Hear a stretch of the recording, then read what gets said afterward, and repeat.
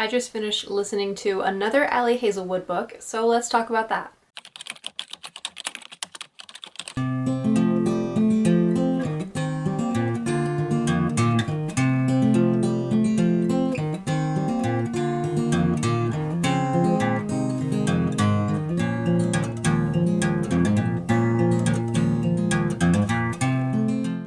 My second ever Ali Hazelwood read was Problematic Summer Romance. And I did like this one. I did not like it as much as The Love Hypothesis. That one just really got me. Like, I really loved Adam. I liked a lot about that story.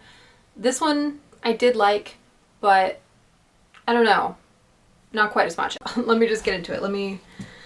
Instead of hedging, let me just get into it. Problematic Summer Romance is about Maya, who is in love with Connor, her brother's friend, her older brother's friend, and Connor and Maya are 14 years apart, 14 or 15. And so that's the whole, problematic part of it, is that there's just like this big age gap.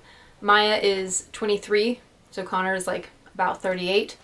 And yeah, that's like the whole story basically, is that she's in love with him, he's also in love with her, but because of this big age gap, he won't let anything romantic happen because he feels like guilty about it.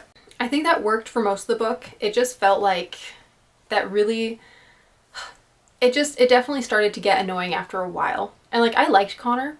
He's another kind of, dark, broody type, like black cat, not golden retriever. And again, that's not usually my favorite kind of character, but I didn't really mind Connor in the beginning. I think after a while he started to wear on me because he would like do all these confusing things and, let himself and Maya go so far and no further, or like just be really, really sweet towards her and, sending all of these signals and then be like, oh, but nothing can happen. I was like, okay, well then stop what you're doing. Like, stop being stupid about this. Like, so he just started to really kind of get on my nerves because I was like, either just, accept that you're both adults and let this happen, or stop being stupid. I don't know. So it did kind of get annoying after a while. I still would give this one 3 or 4 stars. It's not like a 5-star read for me. I think basically just because I started to get really annoyed with Connor and was like, come on, I've had enough. But it was still fun to listen to.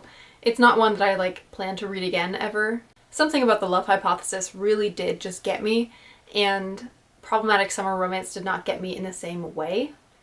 But I still had a good time with it and it was still fun. I might try out more Ali Hazelwood. I think I need to try out more Emily Henry first. So if I do listen to another book, which I might not start another audiobook anytime soon. I have like a week left of work, and since I've like trained the person who's taking over for me, I'm not getting as many hours now because we're giving her more hours.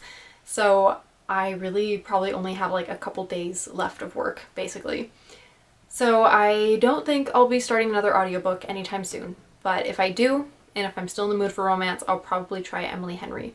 Although I'm kind of getting I'm getting too much romance, and I'm getting a little over it now. I'm trying to finish the To All the Boys I Loved Before trilogy, and I have like maybe 200 pages left in the final book. Honestly, maybe less than that. I think I'm closer to like halfway through, but I have some reading left in that one. And I am really enjoying it. I'm having a good time, but also I'm kind of like romanced out. Like, I'm done with romance. I want to move on to fantasy or something. So I don't know that I will get to more romance books anytime soon, especially not any more Ali Hazelwood for a little while, but it has been kind of fun to finally read Emily Henry and Ali Hazelwood after like hearing a lot about them on BookTube. And yeah, it's nice to like read them finally. Man, I really did not say very much about the book at all. I feel like I should have more thoughts about it. Oh, okay, well apparently this is like the second book in a duology kind of, and the first book is about Maya's brother Eli and his romance with, oh my gosh, I can't remember her name right now. It just like went through my head. Rue, with Rue. So it's about Eli and Rue, and I don't really feel a need to read it. I only found out that it was that was like the first book in this duology because I was watching somebody's review on Problematic Summer Romance, and they said something about like, man, it's so confusing, and I was wondering who all of these characters are and how I'm supposed to keep everybody straight, and then I realized that it's the second book, and so I should have read the first one and I would have, known the characters. And that just kind of surprised me because I did not feel confused at all. Well, I guess a few of them were a little bit confusing, but like the book focuses around Eli and Rue's wedding. And that's not so strange to me because there have been other books where a character travels for a sibling's wedding and like that's just, it's the first book, like that's the book. People we meet on vacation, they're at a wedding. They're at, what's his name's brother's wedding. I can't think of names right now. I'm so bad with names. I'm so bad. Now I can remember Poppy's name, but I can't remember Alex. Alex. Okay, so they're at like his brother's wedding. So it wasn't weird to me that we were at Maya's brother's wedding for this book. And yes, there are a lot of characters because you have like Rue and then you have, I think she has, well, two sisters, and then like another friend and a couple of Eli's friends, and so there were like a lot of characters, but most of them were so minor that it didn't really, like I didn't feel like I needed to know them better. I didn't feel like I needed a cast of characters because it's like, okay, they're talking about Paul. Like I don't really remember what Paul does maybe, but like whatever. Every time he's referenced is talked about how they've known him for so long and whatever. So I don't know. I didn't really feel like I was missing out by not reading the first book, and I don't know that I'm going to read the first book. I think it's called Not in Love. If I'm remembering that correctly, Not in Love is like the prequel to this book. Or, you know, just the first book. It's just the first book in a duology. But I don't think that you need to read Not in Love in order to read Problematic Summer Romance.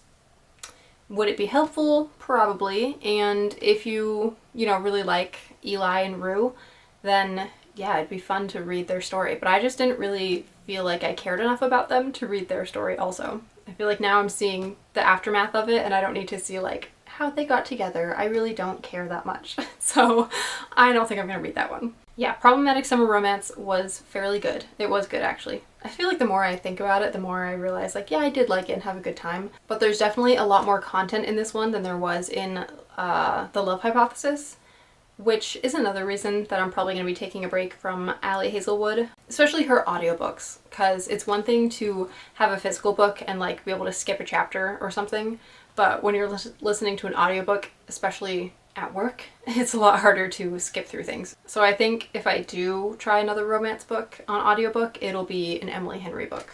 Anyway, I think I've done enough rambling and I should probably just shut this off and edit this video so it's ready for tomorrow. So thank you so much for watching. I hope that you did enjoy the video and got something out of that, and I don't know, yeah. Thanks for being here. Don't forget to like, comment, and subscribe, and I will see you in the next one. Bye-bye.